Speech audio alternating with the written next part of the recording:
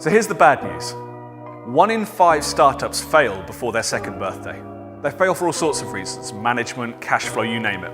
But here's the interesting thing. What makes that 20% succeed?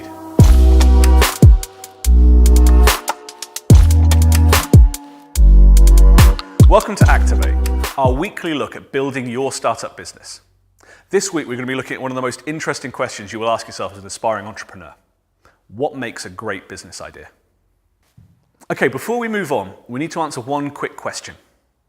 Who is your customer?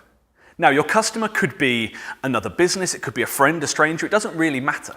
What matters is that they want, or better yet need, a solution to their problem and are willing to pay you to provide it. Every decision you make on your business should be centered around your customer. And if you're unsure about what your customer wants, you've got to go out and talk to them. You've got to engage with them, you've got to get that information out. We call this customer research. Customer research is a topic that can and will take up a whole video. But here are some pointers. Ask simple questions. Don't let your customer get bogged down in complex surveys. Number 2, focus on questions that illuminate the most important part of your idea and focus on them first. Keep it short and sweet. Number 3, focus the questions on the customer rather than the product. Think about what they want from it, what they need from it, and how it solves things for them. And finally, keep your questions open-ended. Avoid yes and no's. We want our customers to talk and, importantly, give us more ideas, even better ideas, hopefully. So, now that we've thought about who we're selling to, we can start to work out whether or not this is a good idea. To do that, we have to ask 2 questions. First, is this idea useful? And second, is this idea viable? Earlier, we were talking about how a good business idea solves a customer's problem.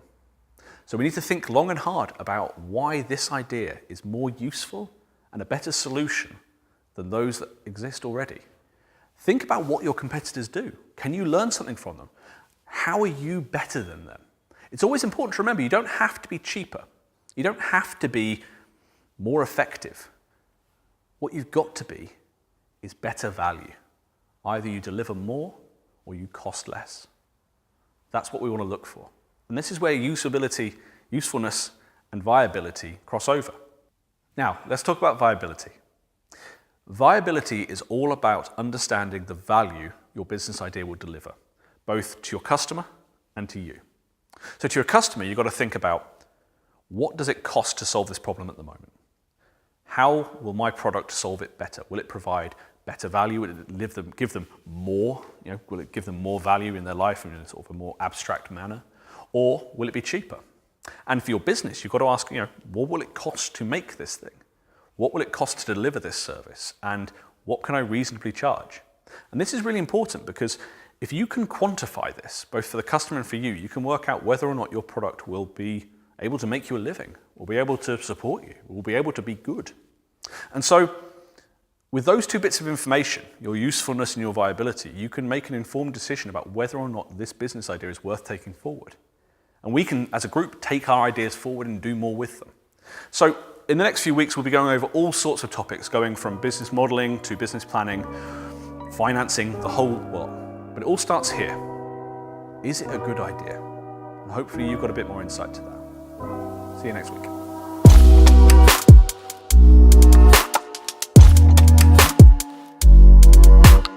Thanks for watching. Don't forget to like and subscribe for more ways to improve your business. This video was created by Hethel Innovation and funded in part by the European Regional Development Fund.